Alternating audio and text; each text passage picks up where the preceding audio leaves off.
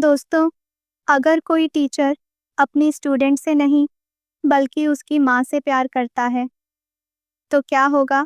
यह देखने के लिए शुरू से शुरू करते हैं आज की हमारी कहानी। कायला स्कूल में हर किसी की फ़ोटो खींच रही है, क्योंकि वो स्कूल की मैगज़ीन के लिए काम कर रही है। इसी दौरान उसकी नज़र नए इंग्लिश टीचर क्रिस पर पड़ती है और वो उसकी ओर खिंच जाती है। दूसरी ओर त्रिशा, जो स्कूल की पॉपुलर लड़की है, क्रिस को देखकर सोचती है कि वो उसे 2 दिनों में फंसा लेगी और स्कूल में हर कोई, खासकर लड़कियां, नए इंग्लिश टीचर को लेकर बहुत एक्साइटेड हैं। उनकी पहली क्लास में क्रिस तुरंत ही हर लड़की का क्रश बन जाता है। क्रिस सोचता है, अपने को सिर्फ पानी निकालना है। क्लास खत्म होने के बाद त्रिशा बिना समय गंवाए क्रिस के साथ फ्लर्ट करना शुरू कर देती है। दूसरी तरफ कायला अपने पसंदीदा जगह पर जाती है और वहाँ रायली से मिलती है। वो रायली को अपना इंट्रोडक्शन देती है। रायली उससे हाथ मिलाती है और उसे बताती है कि क्रिस उसके पिता है। इसके बाद कायला क्रिस में और ज़्यादा दिलचस्पी लेने लगती है और उसकी और भी तस्वीरें खींचती है। जब वो घर लौटती है तो देखती है कि उसकी माँ डेट पर जाने के लिए तैयार हो रही है। उसे ये भी पता चलता है कि उसकी माँ ने इस डेट के लिए नया ड्रेस खरीदी है। रात को कायला क्रिस के बारे में सपना देखती है और खुद को संतुष्ट करती है। अगले दिन वो रायली के घर जाती है। वहाँ पहुँचते ही वो रायली से क्रिस के बारे में सवाल पूछना शुरू कर देती है। जवाब में रायली बताती है कि उसकी माँ ने क्रिस को धोखा दिया था, जिसकी वजह से उनका तलाक हो गया और वे यहाँ नए शहर में आ गए। इसके बाद कायला रायली को अपने पिता के बारे में बताती है, जो उसे तब छोड़ गए थे जब वो सिर्फ 6 साल की थी।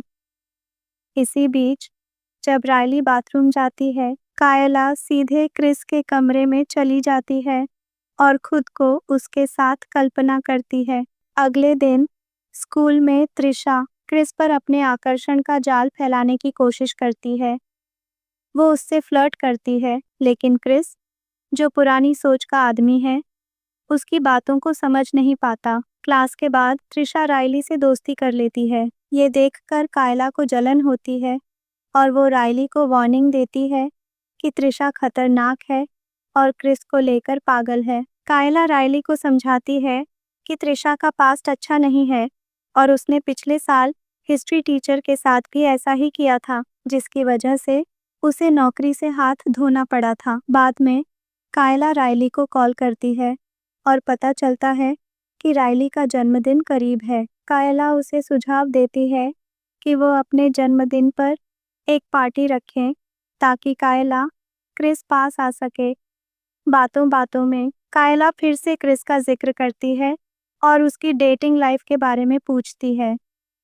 उसे पता चलता है कि क्रिस किसी को डेट कर रहा है और वो कोई और नहीं बल्कि कायला की माँ है। ये सुनकर कायला को जलन होती है और वो कहती है, असंभव, असंभव, बेचौद असंभव। और उनकी डेट को बर्बाद कर देती है। क्रिस के कपड़े गंदे हो जाने की वजह से उसे कायला और उसकी माँ के साथ रात बितानी पड़ती है। डिनर के दौरान कायला अपनी नज़रें क्रिस से नहीं हटा पाती, लेकिन वो अपनी माँ और क्रिस को फ्लर्ट करते नहीं देख सकती। वो अपने कमरे में चली जाती है। अगली सुबह क्रिस कायला को स्कूल ले जाने का ऑफर देता है, क्योंकि उसे रायली को भी पिक करना था। जब वो रायली का इंतज़ार कर रहे होते हैं, कायला क्रिस से फ्लर्ट करना शुरू कर देती है। वो कहती है कि अब वो बड़ी हो गई है और अपनी ज़िंदगी में कुछ भी कर सकती है। बातचीत के बीच रायली आ जाती है और फिर वे तीनों स्कूल के लिए निकल जाते हैं। स्कूल पहुंचने पर कायला रायली से भिड़ जाती है। वो उसे ताना मारती है कि उसने त्रिशा से दोस्ती क्यों की, जबकि उसे पहले ही चेतावनी दी थी कि त्रिशा सिर्फ क्रिस को फंसाने के लिए उसे इस्तेमाल कर रही है। लेकिन रायली कहती है कि त्रिशा ने बताया है कि हिस्ट्री टीचर के साथ सोने वाली लड़की कायला खुद थी। कायला इस आरोप को सिरे से नकार देती है और रायली के साथ बुरा बर्ताव करती है, जिससे रायली वहाँ से चली जाती है। बाद में कायला त्रिशा को धमकाती है और उसे रायली से दूर रहने के लिए कहती है, लेकिन त्रिशा उसकी बातों से डरती नहीं और मना कर देती है। उसी रात कायला अपनी प्राइवेट तस्वीरें खींचती है। अगले दिन जब कायला अपना लॉकर खोलती है तो वो तस्वीरें उसके लॉकर में भरी हुई होती हैं। ये देखकर वो सीधे क्रिस के पास जाती है। क्रिस उसे भरोसा दिलाता है कि वो इस मामले की तह तक जाएगा और जिम्मेदार व्यक्ति को पकड़ेगा। रायली उन्हें साथ देखकर वहां से चली जाती है।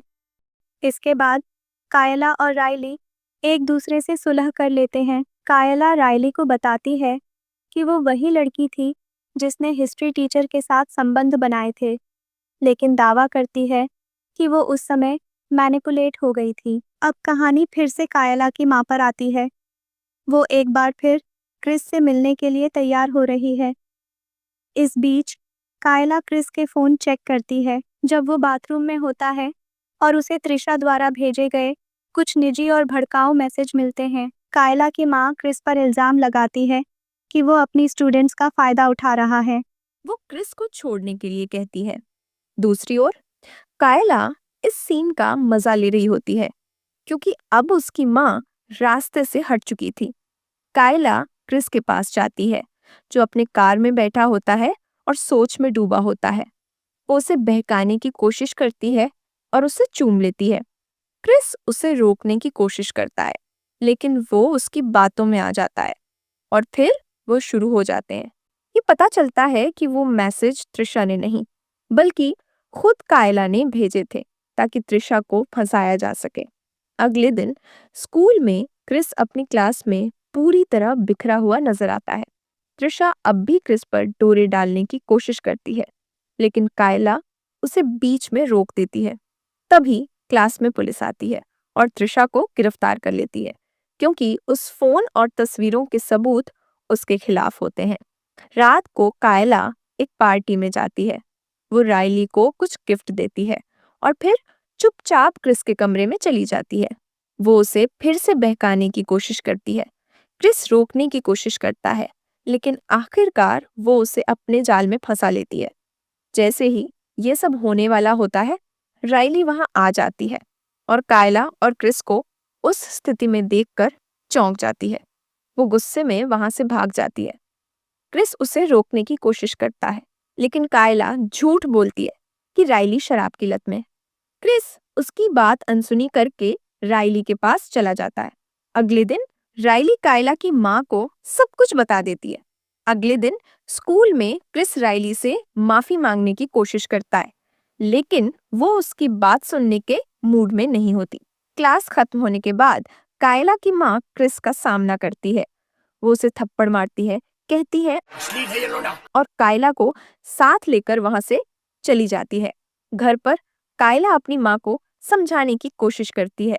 वो कहती है कि वो अब कानूनी रूप से बालिग है और जिसे चाहे उससे प्यार कर सकती है। यहाँ तक कि वो ये भी दावा करती है कि वो और क्रिस एक दूसरे से सच्चा प्यार करते हैं। दूसरी तरफ रायली क्रिस से भिड़ जाती है और जानना चाहती है कि उसने ऐसा क्यों किया। क्रिस माफी मांगता है और वादा करता है कि वो कायला से अब और कोई रिश्ता नहीं रखेगा।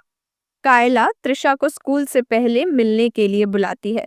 त्रिशा जब वहां आती है तो कायला उसे फंसाने के लिए खुद को चोट पहुंचाती है। वो अपना हाथ तोड़ लेती है और त्रिशा पर इल्जाम लगाती है कि उसने हमला किया। इसी बीच रायली और क्रिस वहां पहुंचते हैं। कायला रोते हुए मदद की गुहार लगाती है जिससे त्रिशा को गिरफ्तार कर लिया जाता है।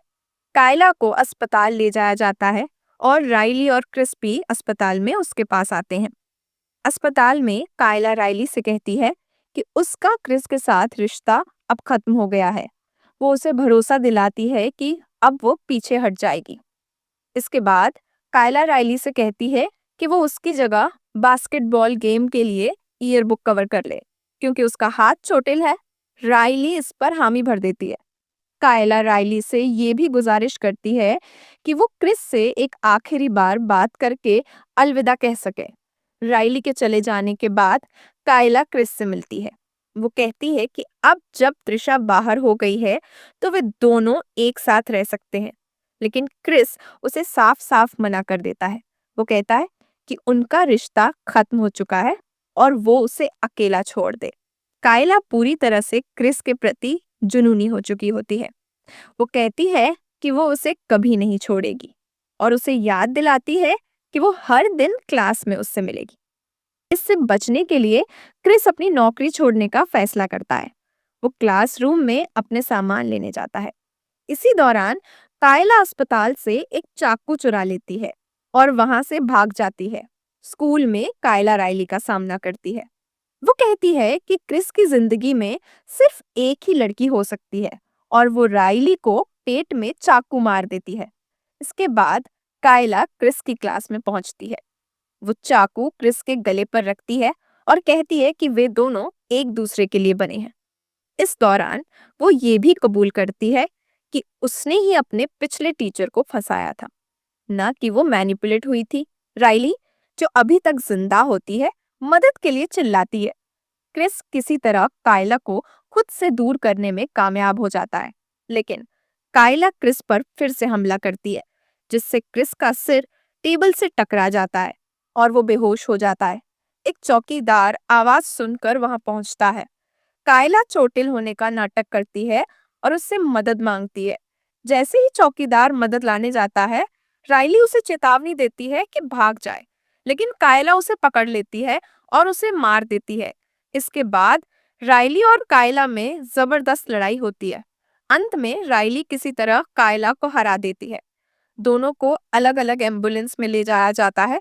राइली को इस बात का झटका लगता है कि कायला अभी भी जिंदा है। कुछ महीने बाद क्रिस और राइली एक नए शहर में शिफ्ट हो चुके होते हैं।